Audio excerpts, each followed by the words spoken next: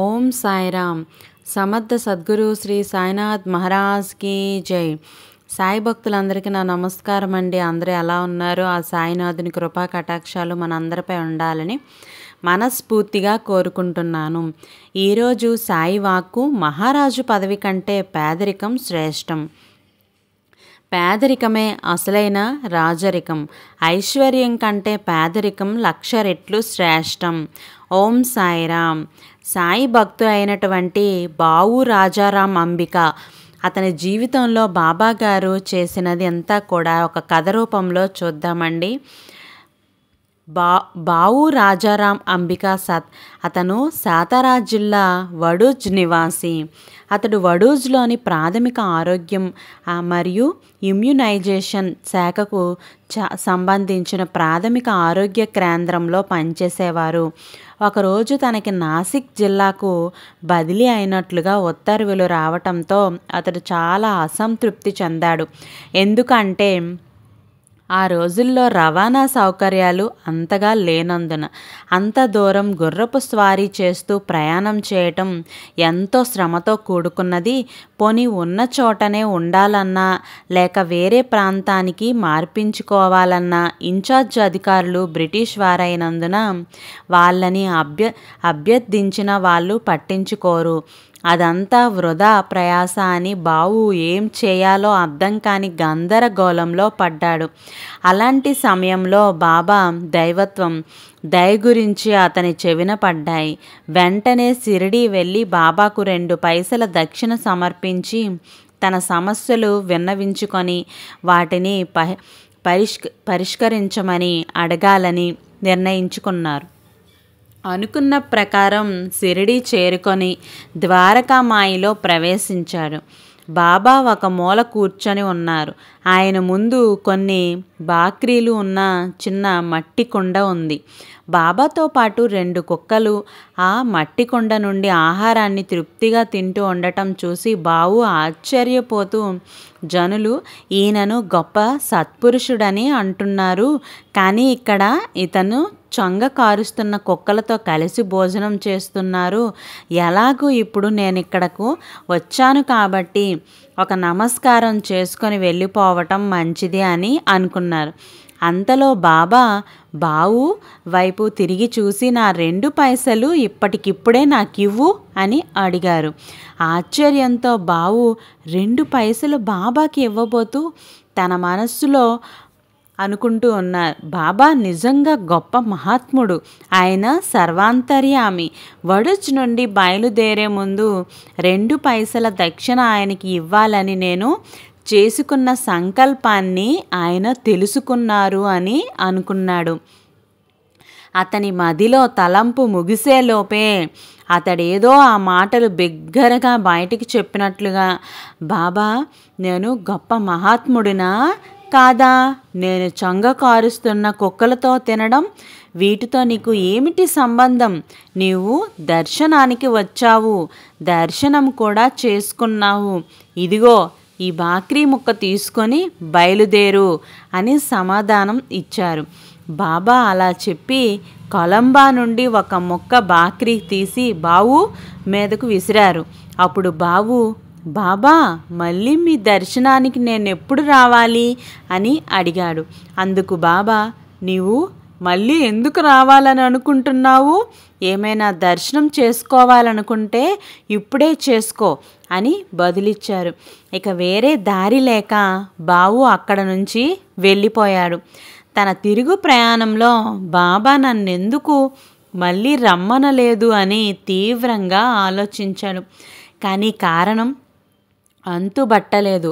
వడుజ్ చేరుకున్నాక తిరిగి తన ఉద్యోగ విధులలో చేరినప్పుడు తనకొక ఆసక్తికరమైన విషయం తెలిసింది. అదేమిటంటే నాసిక్కు బదిలీ అయిన ఉత్తర్వులు రద్దు చేసి వెంటనే వడుజ్ తిరిగి వెళ్ళాలన్న ఉత్తర్వులు కూడా జారీ అయి ఉన్నాయి అని. అప్పుడు మళ్ళీ నువ్వెందుకు తిరిగి రావాలనుకుంటున్నావు అన్న బాబా మాటలకు అర్థం బావుకి బోధపడింది. ఎందుకంటే అప్పటికే బాబా తన కోరికను అనుగ్రహించేశారు అని. బాబా సర్వజ్ఞులు. బావు ఎందుకు షిరిడీ వచ్చాడో ఆయనకు తెలుసు. సర్వశక్తిమంతుడైన బావు బదిలీ పత్రాలను రద్దు చేశారు. బాబా సర్వాంతర్యామి. ఆయన కుక్కలు మొదలగు అన్ని జీవులలో కూడా ఉన్నారు. దురదృష్టవశాత్తు బావు ఏ సంవత్సరంలో షిరిడీ వెళ్ళింది స్పష్టంగా తెలియలేదు. ఆయనే భయానికి కారణం. ఆయనే భయనాశకుడు. అందుకే బాబాని భూతకృత భయనాశన అని పిలుస్తారు. ఆయనకు జరుగుతున్నవన్నీ తెలుసు. ఎందుకు అంటే అందుకు కారణం ఆయనే కాబట్టి. జరిపించేది ఆయనే, చర్య దాని ఫలితం ఆయనే. ఓం సాయిరామ్. ఓం సాయిరామ్. అలాగే బావురాయ్ జయవంత్ మహారాజ్ తన జీవితంలో బాబాగారు చేసిన లీలల గురించి ఇప్పుడు విందాం.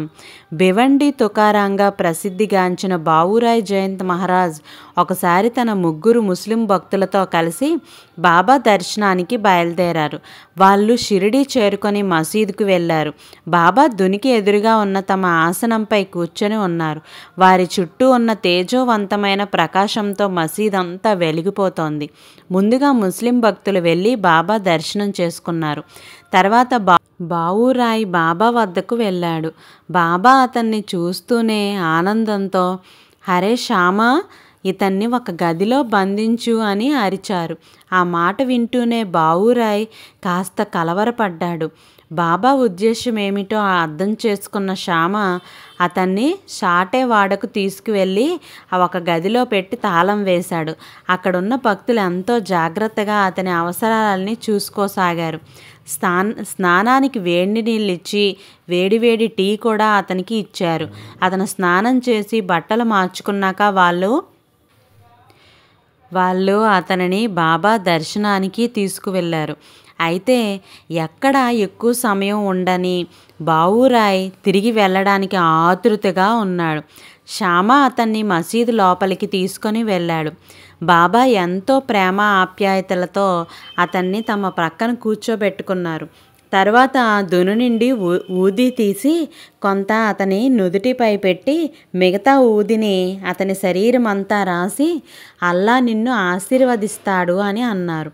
తర్వాత బాబా కొన్ని నిమిషాల పాటు బావురాయ్ కళ్ళల్లోకి తదేకంగా చూస్తూ తమ దైవిక శక్తిని అతనిలోకి ప్రసరింపచేశారు. ఆ ఆధ్యాత్మిక పరమైన శక్తిపాతం చాలా తీక్షణమైనది. బావురాయ్ ఆనందంతో కన్నీళ్ల పర్యంతమై కృతజ్ఞత నిండిన మనసుతో తన శిరస్సును బాబా పాదాలపై ఉంచాడు. బాబా ఎంతో ప్రసన్నంగా అతని వీపు తట్టి షిరిడీలో కొంతకాలం ఉండు అని చెప్పారు. కానీ అతను తనతో వచ్చిన ముస్లిం భక్తులతో తిరిగి వెళ్ళాలని కోరుకున్నాడు. అప్పుడు బాబా అయిష్టంగానే అతనికి తిరిగి వెళ్ళటానికి అనుమతి ఇచ్చారు. కొన్ని సంవత్సరాలు తరువాత బావురాయ్ మళ్ళీ షిరిడీ సందర్శించాడు. కానీ అప్పటికి బాబా మహాసమాధి చెందారు. గురువు మాటల్ని ఎప్పుడూ అలక్ష్యం చేయకూడదు. ఎందుకు అంటే ఒకసారి గురువు ఇచ్చిన అవకాశాన్ని వదులుకుంటే తిరిగి ఎప్పటికీ రాదు.